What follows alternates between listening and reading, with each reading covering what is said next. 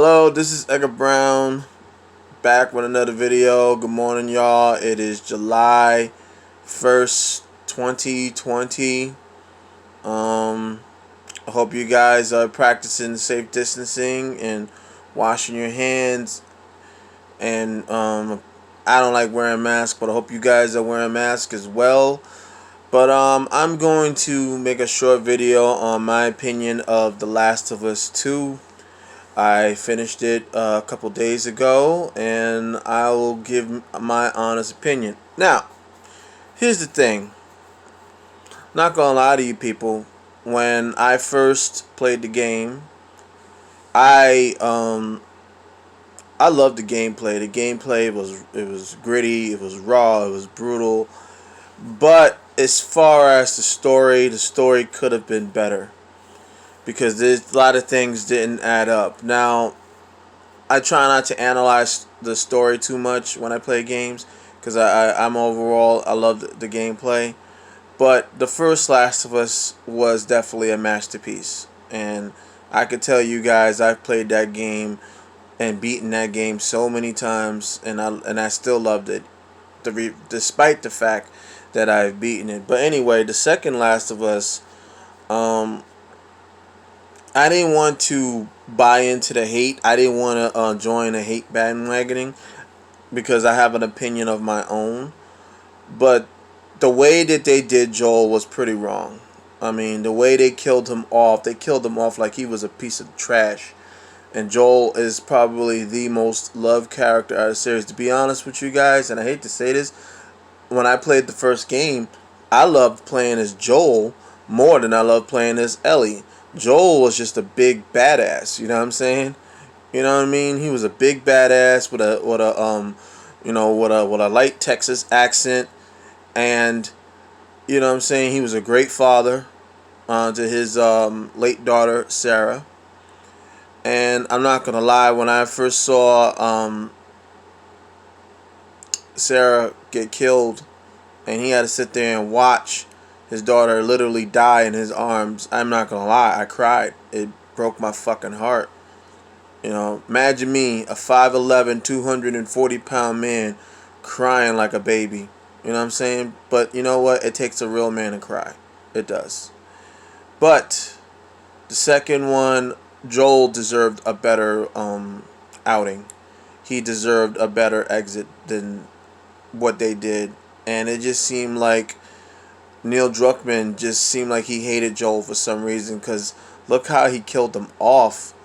And I'm starting to remember from the first game, Joel was not a person that trusted a lot of people. And for him to sit here and trust this stranger, this manly looking woman named Abby, and then her group of friends, for him and Tommy, his brother, to trust these people, it just it didn't look right. You know, I try not to overanalyze the stories and stuff like that, but then I'm looking at the first game. Joel and Tommy, especially Joel, did not trust a lot of people. He was kind of like Bill in a sense, because Bill was like that. So for him to trust somebody like Abby didn't make sense. And then Abby kills him, and I'm like saying, wait a minute, this man just saved your life. He could have let you become clicker and runner food if he wanted to. But he just saved your life and you just fucking kill him. But then I hate to play devil's advocate, and a part of me feels like, you know what? Joel did kill Abby's father. So Abby had she was entitled to some revenge. But at the same time, I still feel that Joel deserved a better outing. A better outing. You know what I mean? But just to kill off the main character in the beginning of the game and then pretend like he never existed, you know what I'm saying? It's just a slap in the face to all the fans who loved Joel, including myself. And what makes matters worse, you play as the person that killed Joel. Now, don't get me wrong. I kind of liked playing as Abby because Abby, she was strong, she was tough, she was, to me, and I know some fans are going to hate on me, I thought she was a badass because she can fight. She was pretty good with the guns and all that stuff. Um, and she seemed to have somewhat of a caring heart, but it does not excuse what she did. She did not have to kill Joel. She could have beaten the shit out of him, but she didn't have to kill Joel. But a part of me feels that she was entitled to some revenge. I'm sure you guys out there, including all the haters out there, I'm sure if you saw your parent laying in a pool of blood, I'm sure you guys would wanna rage. You wanna go after that person that killed your father or mother. But the thing is, I can understand where the haters are coming from. And even I'm starting to have to agree that maybe the story wasn't all that what was cracked up to be. And what is this with this thing? And this is what I talked about pro wrestling, about the social justice warriors trying to force political views on people. Like they was literally trying to force lesbianism in this game, and it's like, you know what? It is 2020. We get it. There are gays, lesbians, transsexual people out there. We get that. But it does not need to be enforced in a video game. Okay? Video games supposed to be fun, exciting. They supposed to be intriguing. They supposed to be challenging. You know what I'm saying? And the fact that, when you lose in a video game, it just makes you want to play even more because there's a challenge. Um, I'm sorry to say, but politics has no place in video gaming. And Neil Druckmann, whatever his fucking name is, he should be ashamed of himself. Don't get me wrong, I love the gameplay, I love the graphics, but the story it definitely needs a facelift. And a lot of people, including myself, we all love Joel. And to see him die like a dog, I mean, I ain't gonna lie, the very first time I saw Joel get killed, I was shocked. I'm like, no, you know, and I didn't want to believe he was dead. I was kind of in denial. I thought he was gonna come back when they show in the trailers when he was covering Ellie's mouth, basically saving her from getting herself killed from a bunch of enemies. But it wouldn't make sense in a sense because they killed him off in the beginning of the game, and instead Jesse covers her mouth. So again, um, the story could have been better.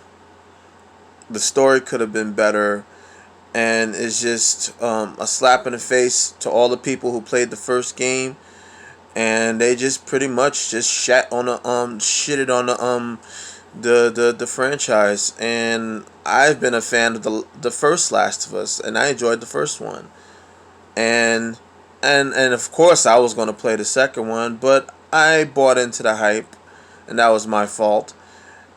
And now I'm starting to have some regrets for buying the game because of the politics that was involved. And once again, politics should have nothing to do with video games. Nothing, absolutely nothing. Okay.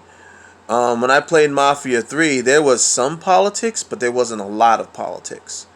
It's still a fun game. The gameplay may be repetitive, but it's still a fun game.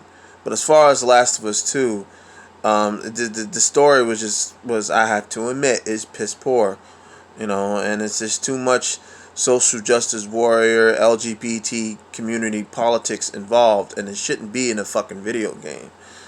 But that's just my takes on it.